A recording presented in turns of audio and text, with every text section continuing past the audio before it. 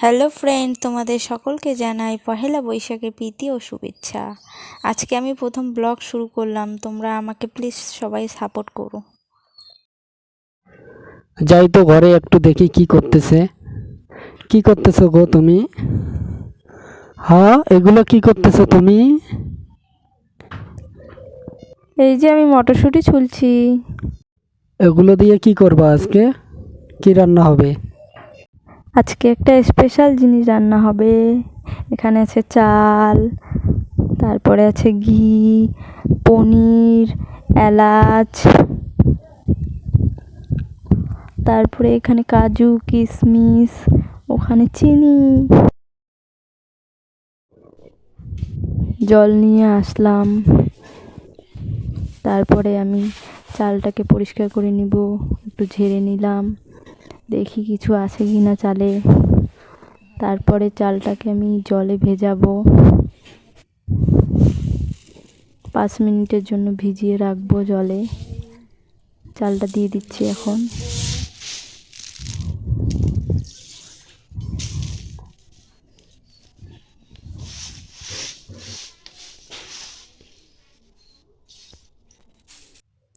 চালটা ভেজানো হয়ে গেল। এবার আমি পনিরের কৌটো খুলবো, দেখছি কেমন আছে। দেখছি ভালোই আছে পনিরটা। এবার আমি রান্নাঘরে চলে যাব জিনিসগুলো নিয়ে। পাশে আমাদের কুকুরটা শুয়ে আছে, আমি রান্নাঘরে চলে গেলাম। এখন আমি জিনিসগুলো রেডি করব।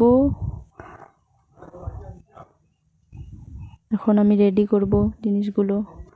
জল নিয়ে আসলাম, চালটাকে ধুলাম, ভালো করে পরিষ্কার করে দুবার ধুয়ে নিলাম, মেখে মেখে ধুয়ে নিলাম যাতে চালে নোংরা না থাকে। তারপর জলটা ফেলে দিলাম, আর এভাবে দুবার ধুয়ে নিলাম। নেওয়ার পর আমি চালটা জল ঝরতে দিয়ে দিব ঝুড়িতে। আপনারা চাইলে অন্য জায়গায়ও দিতে পারেন, আমি ঝুড়িতেই দিলাম। আস্তে আস্তে এভাবে দিয়ে দিব।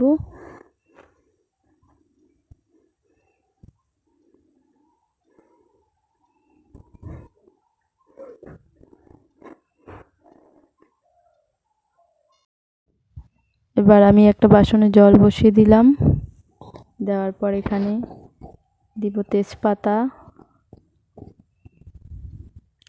তারপরে দিব এলাচগুলোকে ভেঙে দিব। এলাচ দিয়ে দিলাম, আর একটু দিয়ে দিলাম। দেওয়ার পর এবার দারচিনি দিয়ে দিব, তারপরে লবঙ্গ দিলাম 3টে। তারপরে আমি এবার পনিরগুলো ঢেলে নিব। ওদিকে জলটা গরম হতে থাক, এদিকে আমি পনিরগুলো ঠিক করে নিই, পরিষ্কার করে নেই। এদিকে জলটা ফুটতে থাক ততক্ষণে। এবার আমি জলটাকে ঢেকে দিব, ঢাকনা দিয়ে দিলাম। জলটা ফুটুক ততক্ষণে এদিকের কাজগুলো আমি সেরে ফেলি। চালটার জল ঝরে গেছে। এদিকে টমেটো আছে, তারপরে আমি চালটার মধ্যে ঘি দিলাম, ঘি দিয়ে মেখে নিচ্ছি ভালোভাবে। ঘিটা মিক্সড করে নিচ্ছি, ভালোভাবে মেখে নিতে হবে। এই দেখুন, আপনারাও এইভাবে মেখে নেবেন।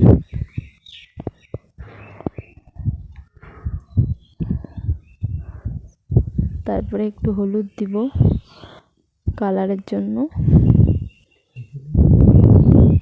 দিয়ে দিলাম হলুদ, দিয়ে একটু মেখে নিব ভালো করে। হলুদগুলোকে মিশাবো সবগুলো একসাথে। এই তো কালার চলে আসছে। তারপর আমি জলটা ফুটে গেছে, এটা আমি দিয়ে দিব জলের মধ্যে। দিয়ে দিচ্ছি জলের মধ্যে, আস্তে আস্তে দিয়ে দিচ্ছি জলের মধ্যে।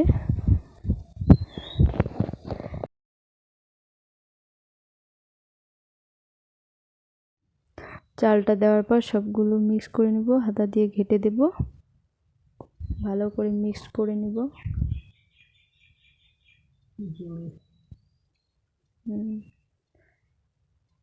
ভাতটা হয়ে গেল, দেখছি।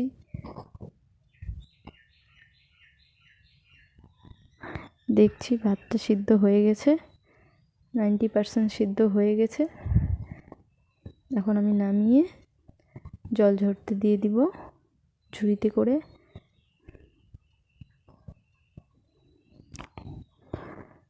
আস্তে আস্তে দিয়ে দিচ্ছি, সাবধানে দিচ্ছি যাতে হাতে পায়ে না পড়ে।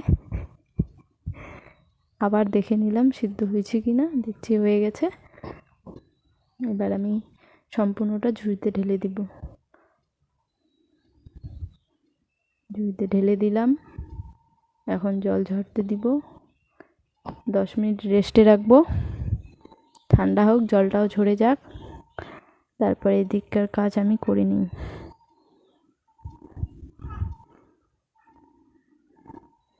এভাবে রেখে দিব। এবার আলু সিদ্ধ করা হয়ে গেছে, আলুটা ছুলছি। আমাদের দেশি জলপাই আলু দিয়ে হবে আজকে পনিরের তরকারি। আলুটা ছুললাম, কড়াইতে তেল দিয়ে দিচ্ছি। এবার পনিরটা ভেজে নেব, আস্তে আস্তে দিয়ে দিলাম। তারপর একটু হলুদ দিয়ে দিলাম, তারপরে একটু খুন্তি দিয়ে নাড়বো, ভেজে নিব লাল করে। একটু লবণ দিয়ে দিলাম, আবার খুন্তি দিয়ে নাড়ছি, ভেজে নেব, লাল করে ভাজবো।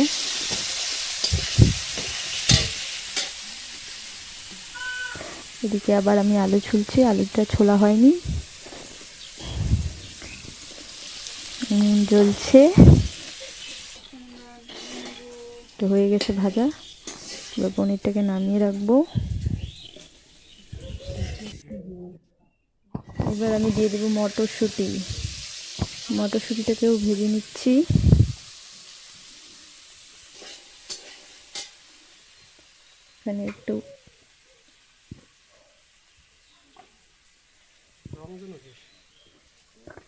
এখানে একটু লবণ দিয়ে দিব।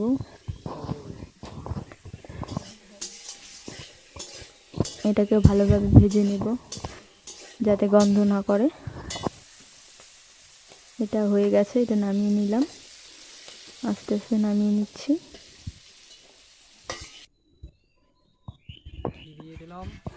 আবার ঘি দিলাম, তেল দিলাম একটু। এবার ফ্রাইড রাইসের জন্য কাজু কিশমিশটা ভেজে নেব।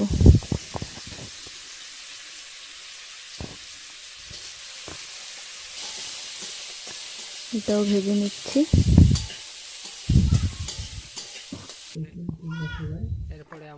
দেখো তোমরা সবাই এভাবে সবাই ভেজে নেবে। এবার দিয়ে দিয়েছি তেল, তারপরে দিয়ে দিলাম 5 ফোড়ন, তারপরে তেজপাতা দিয়ে দিচ্ছি। এবার দিয়ে দিব আলুগুলো, সেদ্ধ করা আলুগুলো দিয়ে দিলাম। এটাকে এবার ভাজবো, ভেজে নিয়ে একটু হলুদ গুঁড়ো,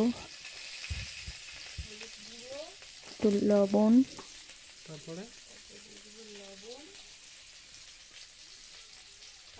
লবণ দিয়ে দিলাম।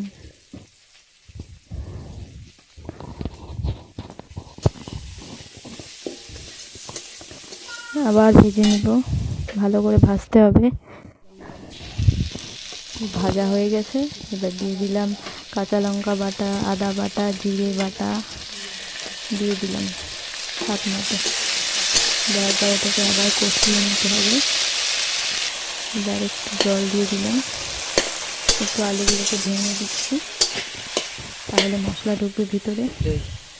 একটু ধনিয়া গুঁড়ো দিয়ে দিলাম, তারপরে ভেজে রাখা মটরশুঁটি দিয়ে দিলাম, দিয়ে আবার কষিয়ে নিতে হবে। একটু জল দিলাম, জল দিয়ে কষিয়ে নিতে হবে।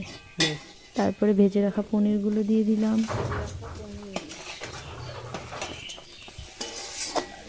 দিয়ে এটাকে কষাতে হবে আবার 2 মিনিটের মতো।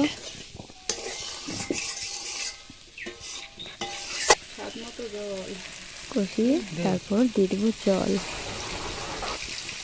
জল দিয়ে দিলাম। জল দেওয়ার পর কিছুক্ষণ ফুটিয়ে নামিয়ে নিতে হবে। আমাদের তৈরি হয়ে গেল পনিরের সবজি। তারপরে কড়াইতে তেল দিলাম, তেল দেওয়ার পর শুকনো লঙ্কা দিলাম, দেওয়ার পর দিলাম 5 ফোড়ন। তারপরে আমরা রান্না করব টমেটোর চাটনি।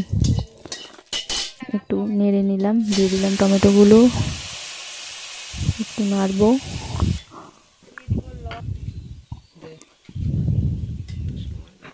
নাড়ার পর লবণ দিয়ে দিলাম স্বাদ মতো, অল্প হলুদ গুঁড়ো দিয়ে দিলাম। এবার নাড়বো, নেড়ে ঢেকে দিলাম কিছুক্ষণের জন্য সিদ্ধ হোক। তারপর ঢাকনা উল্টে দেখছি সিদ্ধ হয়ে গেছে। এবার টমেটোগুলোকে মিক্সড করে নিব। মিক্সড করে নেওয়ার পর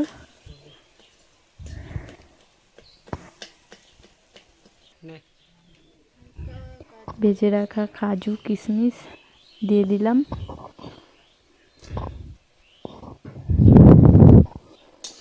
দিয়ে আবার মিক্সড করব।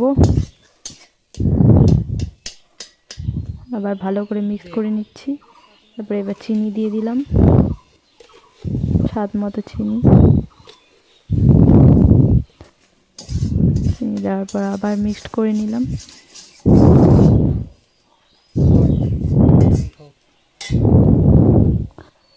এবার ভালো করে একটু ফুটুক, ফোটার পর নামিয়ে নিচ্ছি।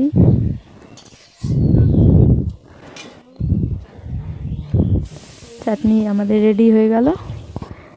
এবার আমরা পরের স্টেপে যাব। এবার আমরা ভাজবো পাঁপড়।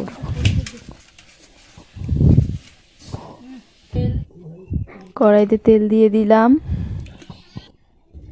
তেলটা গরম হচ্ছে, গরম হোক। তারপর দিয়ে দিলাম পাঁপড়। এবার পাঁপড়টাকে ভেজে তুলবো, 2 সাইড ভালো করে ভাজবো, চেপে চেপে ভাজবো। তেলটা ঝরিয়ে নামিয়ে নিলাম। হয়ে গেল আমাদের পাঁপড় ভাজা। তারপর বাকি তেলটুকু আছে, ওখানে দিয়ে দেবো ঘি। আমরা রান্না করবো এবার ফ্রাইড রাইস। এবার দিলাম দারচিনি আর এলাচ। তারপরে জল ঝরানো ভাতটা দিয়ে দিব কড়াইয়ে, দিয়ে দিচ্ছি, আস্তে আস্তে দিয়ে দিচ্ছি। এবার নেড়ে নিব, ভালো করে মিক্সড করে নিব। মিক্সড করে নিচ্ছি যাতে তেল ঘিটা ভালো করে সবগুলোর সঙ্গে মিশে যায়। আস্তে আস্তে ঘাটছি যাতে নিচে লেগে না যায়।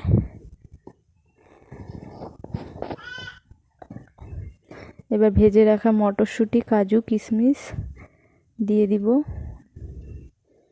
দিয়ে দিলাম।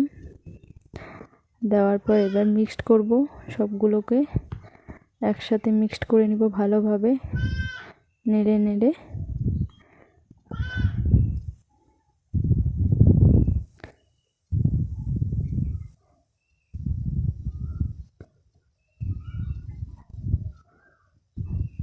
মিক্সড হয়ে গেছে। আর এবার স্বাদ মতো নুন,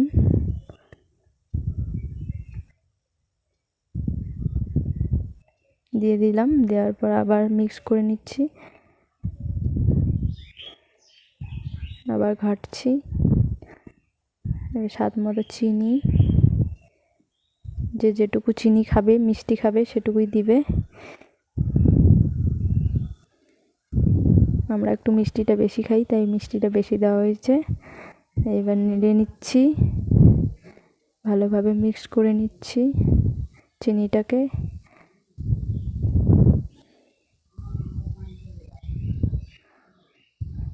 মিক্সড করার পর আবার ঘি ঢেলে দিলাম যাতে গন্ধ বের হয়।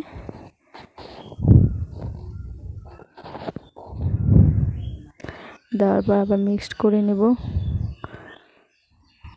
মিক্সড করে নিয়ে ঢেকে দিব।